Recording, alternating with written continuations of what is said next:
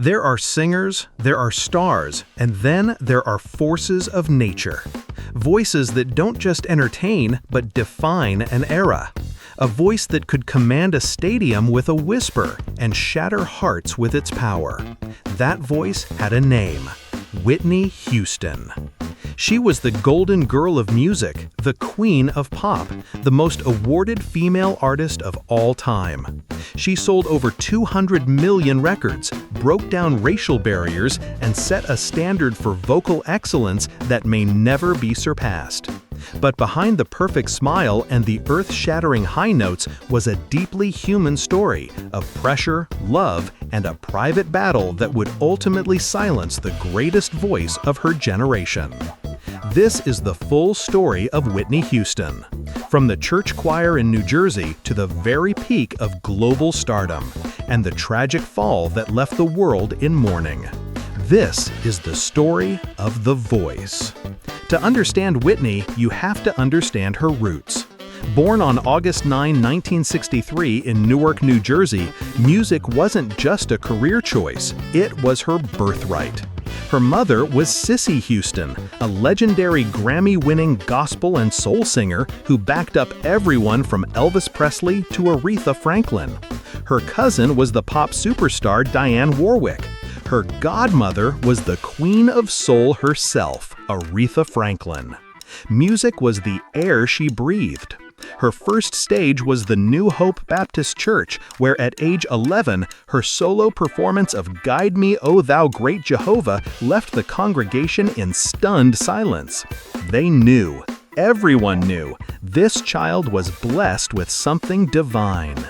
As a teenager, she toured with her mother, sang backup for Chaka Khan and Lou Rawls, and even became a sought-after teen model, appearing in magazines like 17.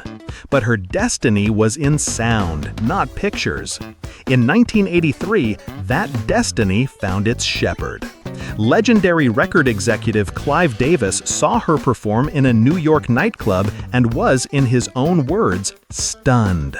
He signed her immediately to Arista Records. He didn't want to rush. He knew what he had. He spent the next 2 years meticulously crafting the perfect debut for a voice he believed could conquer the world. In 1985, the world was formally introduced to Whitney Houston. Her self-titled debut album was a slow burn, but its power was undeniable. The ballads You Give Good Love and Saving All My Love for You showcased a vocal maturity far beyond her 22 years. Then the pop smash How Will I Know showed her fun, vibrant side. The album eventually hit #1 and stayed there for 14 weeks, becoming the best-selling debut album by a female artist at the time. She wasn't just a black artist crossing over, she was a universal artist from the start. But if her debut was a home run, her follow-up was a grand slam out of the park. The 1987 album, Whitney, made history, becoming the first album by a female artist to debut at #1 on the Billboard 200.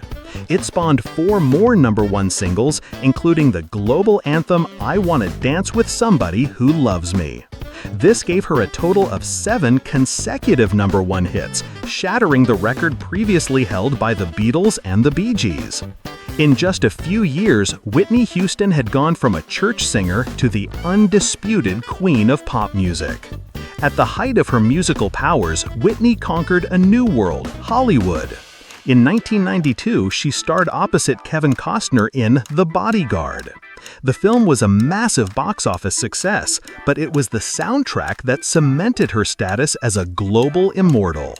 And at its center was one song, a cover of a Dolly Parton country ballad that Whitney transformed into the ultimate power ballad of love and loss. I Will Always Love You. The song was a cultural event.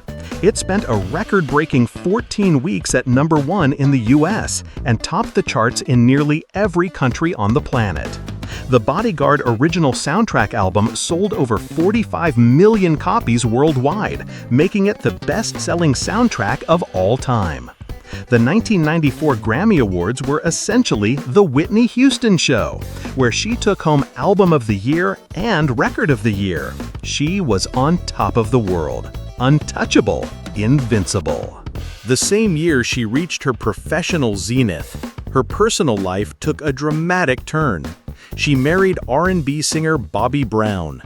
Their relationship was passionate and loving, but also famously volatile, scrutinized endlessly by the media.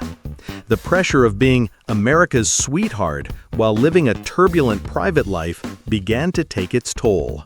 Throughout the 90s, she continued to succeed, starring in hit films like Waiting to Exhale and releasing the critically acclaimed hip-hop-infused album My Love Is Your Love in 1998.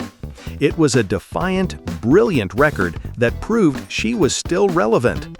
But whispers of erratic behavior, canceled shows, and dramatic weight loss grew louder. Throughout the 90s, the facade began to crack publicly in the 2000s. Her voice, once an instrument of flawless power, at times sounded strained and raspy. The rumors of drug use became impossible to ignore, culminating in a now infamous 2002 interview with Diane Sawyer. That moment became a cultural touchstone, a symbol of her denial and the depth of her struggle. The Golden Girl was fighting a battle far from the glamour of the stage, a battle with addiction that was slowly stealing her greatest gift. The years that followed were difficult. A tumultuous divorce from Bobby Brown, public struggles, and a reality TV show only amplified the narrative of a star in decline.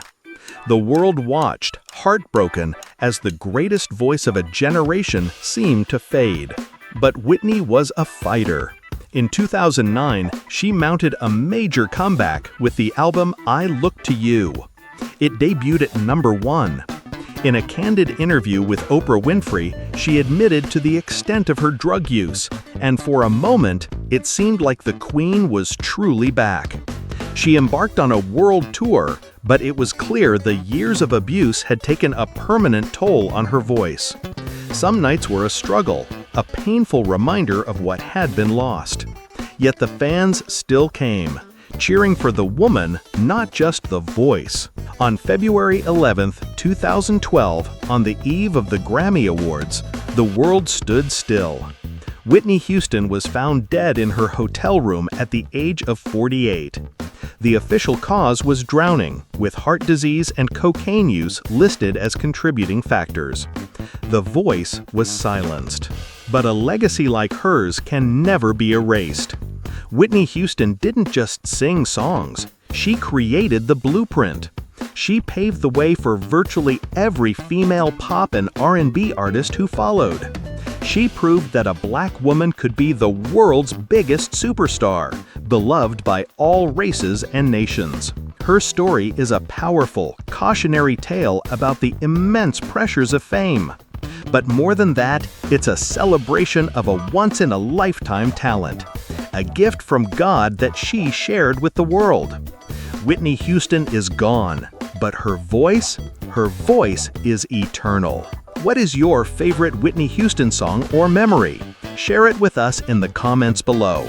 And don't forget to subscribe for more stories about the legends of music. Thank you for watching.